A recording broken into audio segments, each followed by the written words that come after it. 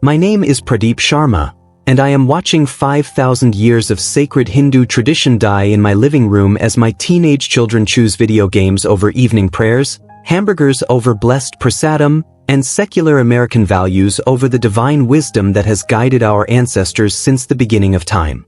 At 42, I immigrated from Mumbai to Virginia 15 years ago, believing I could provide my family with American opportunities while preserving the spiritual foundation that connects us to the eternal Dharma.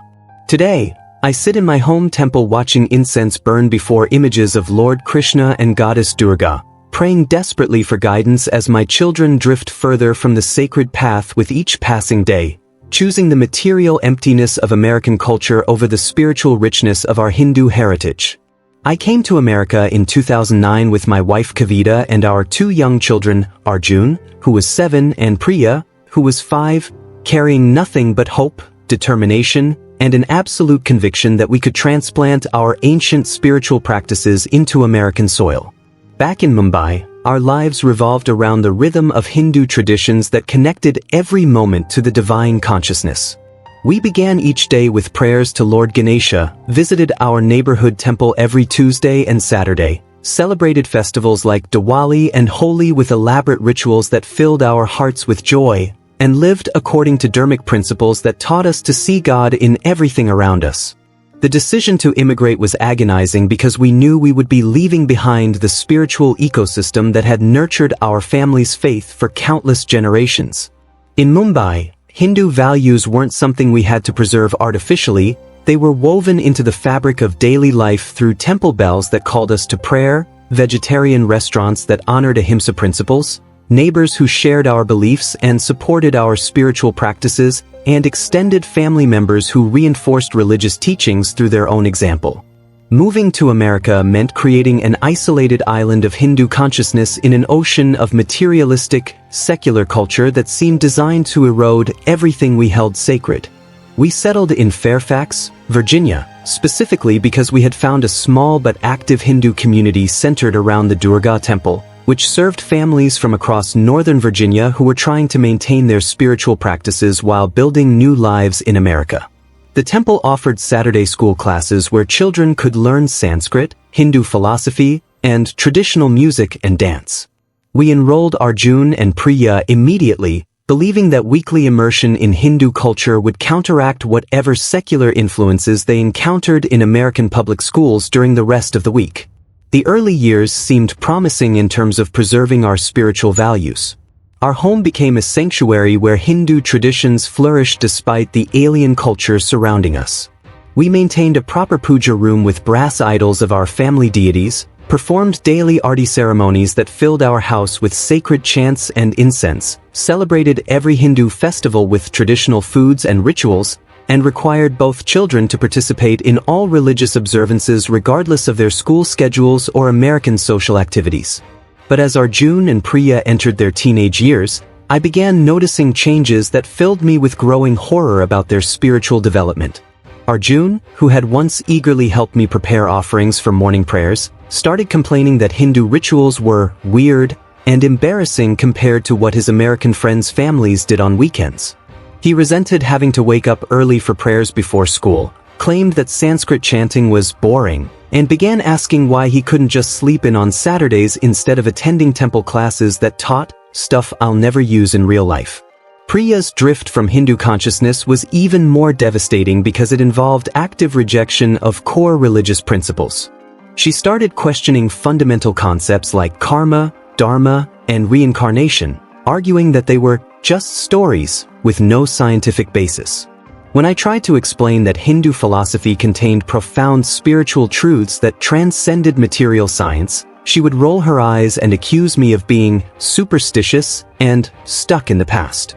Her questions weren't the respectful inquiries of a sincere seeker, they were challenges designed to undermine the very foundation of our family's spiritual life. The crisis deepened when both children began violating basic Hindu principles in ways that felt like deliberate attacks on everything I considered sacred. Arjun started eating meat at school, initially just chicken and fish but eventually including beef, which is absolutely forbidden in our tradition because cows are considered sacred manifestations of divine consciousness.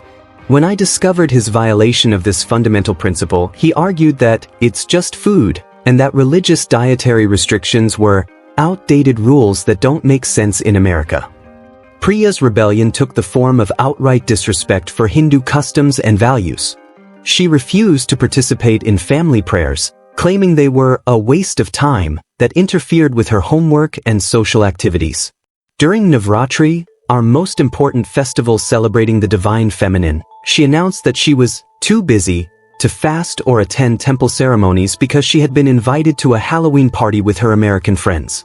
The symbolism was devastating. She was choosing to celebrate death and darkness instead of honoring the goddess who protects and nurtures all creation. The breaking point came during Diwali when I realized that neither of my children understood or cared about the spiritual significance of our holiest celebration. Kavita and I had spent days preparing traditional sweets, decorating our house with diyas and rangoli patterns, and organizing elaborate pujas to honor Lakshmi and invite prosperity into our home. But Arjun complained throughout the entire festival about missing his friends' activities, while Priya spent the evening texting and seemed completely disconnected from the sacred energy we were trying to create. That night, after our children had gone to bed without participating meaningfully in any of the Diwali observances, I sat in our puja room and wept before the image of Lord Krishna. I felt like I was witnessing the death of everything that gave my life meaning and purpose.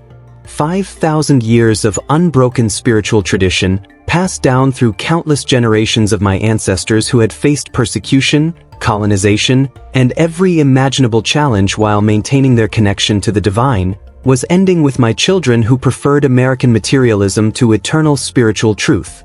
The spiritual crisis in our family began affecting every aspect of our daily life and our marriage. Kavita was also devastated by our children's rejection of Hindu values, but she blamed me for being too strict and forcing religion down their throats, instead of making spiritual practice more appealing and relevant to their American experiences. Our conversations about the children became battles about religious education strategies, with her advocating for more flexibility and me insisting that compromising with secular values would only accelerate our spiritual destruction. I became obsessed with finding ways to reconnect our children to their Hindu heritage before it was too late. I increased the frequency of required prayer sessions, enrolled them in additional Sanskrit classes, arranged for them to spend summers with my parents in Mumbai so they could experience authentic Hindu culture, and invited visiting swamis to our house to share spiritual wisdom that might penetrate their American-conditioned consciousness. But every effort seemed to backfire, creating more resistance and resentment rather than genuine spiritual awakening. The children started viewing me as a religious fanatic who cared more about ancient traditions than their happiness and success in American society. Arjun told me directly that he found Hinduism embarrassing, and that forcing him to participate in temple activities was hurting his ability to fit in with his peers and succeed socially. Priya announced that she considered herself spiritual but not religious, and that she could develop her own relationship with whatever higher power might exist without following outdated rituals and superstitions from India. My relationship with the local Hindu community became strained as other parents struggled with similar challenges but chose different approaches to preserving religious values. Some families had decided to emphasize cultural traditions while allowing their children to develop their own spiritual beliefs. Others had found ways to blend Hindu philosophy with American lifestyle choices, creating hybrid practices that maintained some connection to tradition while adapting to contemporary realities.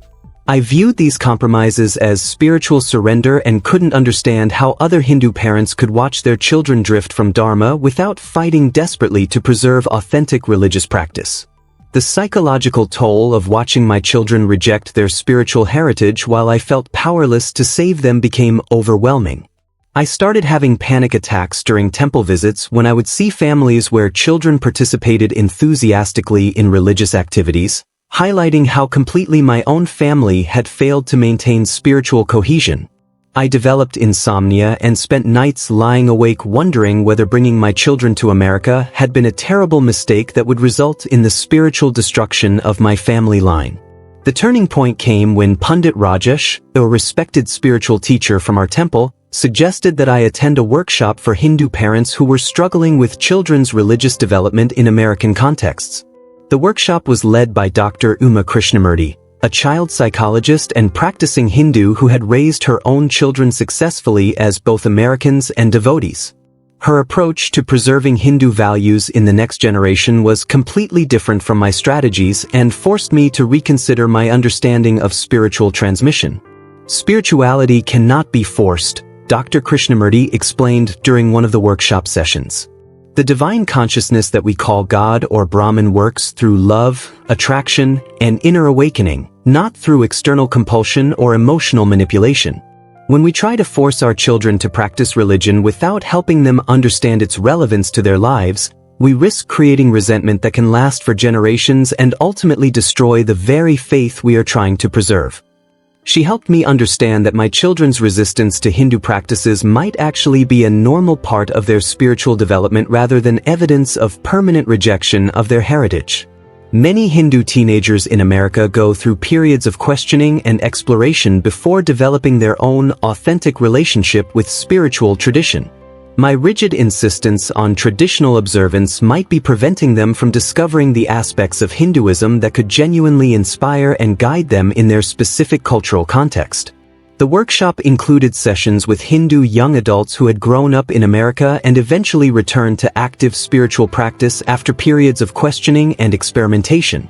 Their stories revealed that spiritual development often follows a non-linear path that includes doubt, rebellion, exploration of alternative perspectives, and eventual integration of traditional wisdom with contemporary understanding.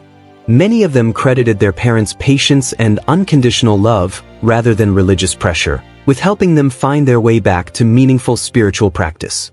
I began working with Dr. Krishnamurti individually to develop new approaches to sharing Hindu values with my children.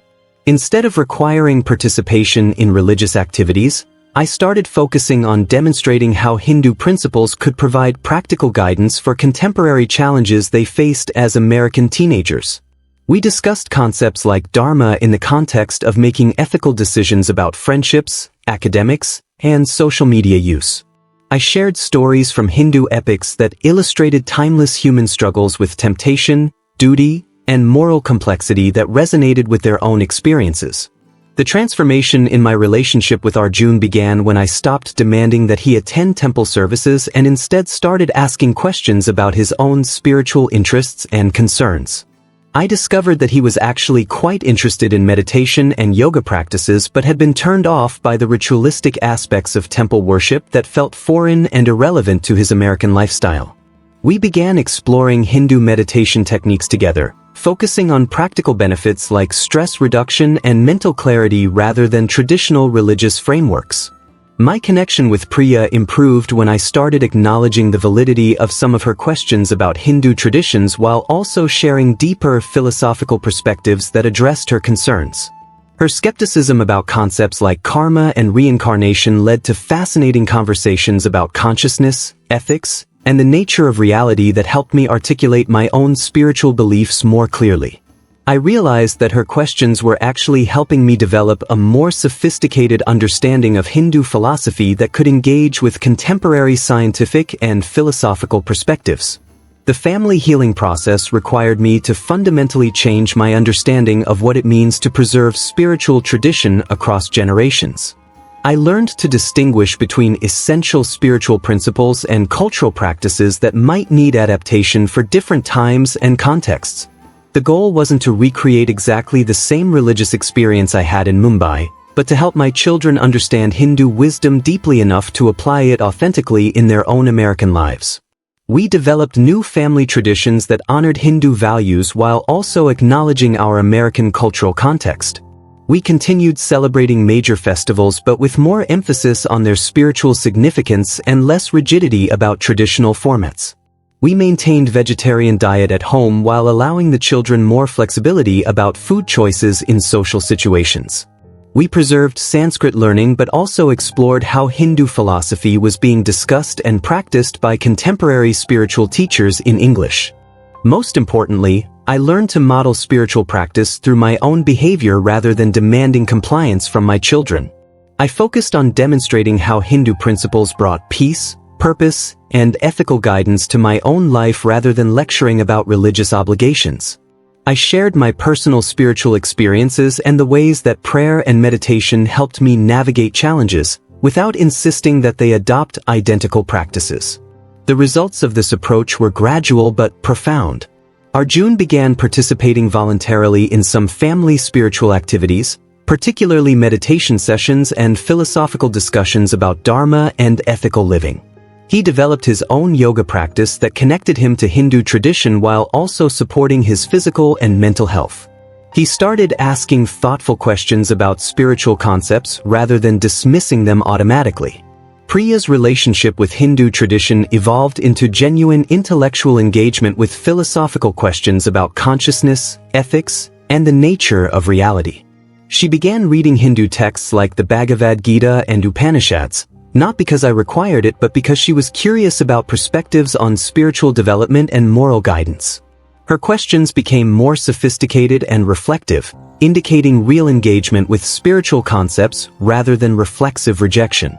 Today, 3 years after my spiritual crisis, both children maintain connections to Hindu tradition while also thriving in American society. They don't practice religion exactly as I do, but they have developed their own authentic relationships with spiritual principles that guide their decisions and provide meaning in their lives. More importantly, they no longer view Hindu tradition as an obstacle to their American success but as a resource for wisdom and ethical guidance that enhances their lives. Key resources and solutions that made the difference *. The Hindu American Foundation offers workshops and resources for Hindu parents raising children in American contexts, providing practical guidance for preserving spiritual values while adapting to contemporary culture. Local temple youth programs that focus on philosophical discussion and practical application of Hindu principles rather than just traditional ritual observance help teenagers develop meaningful connections to spiritual tradition. Meditation and yoga programs specifically designed for Hindu American families create entry points for spiritual practice that feel relevant and beneficial to teenagers living in contemporary culture. Family counseling with therapists who understand Hindu spiritual traditions helps families work through conflicts between traditional religious expectations and American cultural pressures. Hindu philosophy discussion groups for young adults provide peer communities where teenagers can explore spiritual questions with others who share their cultural background and contemporary challenges. Educational resources that present Hindu concepts in contemporary language and contexts help parents communicate spiritual wisdom in ways that resonate with American-educated children. Cultural immersion programs that connect Hindu American families with authentic spiritual teachers and communities provide deeper understanding of religious tradition beyond superficial cultural practices. Interfaith dialogue opportunities help Hindu families build connections with broader American communities while maintaining their own spiritual identity and practices. Today, when I meet other Hindu parents who are terrified that their children are losing spiritual connection, I tell them that authentic faith cannot be preserved through force or fear, but only through love, understanding, and patient modeling of spiritual principles.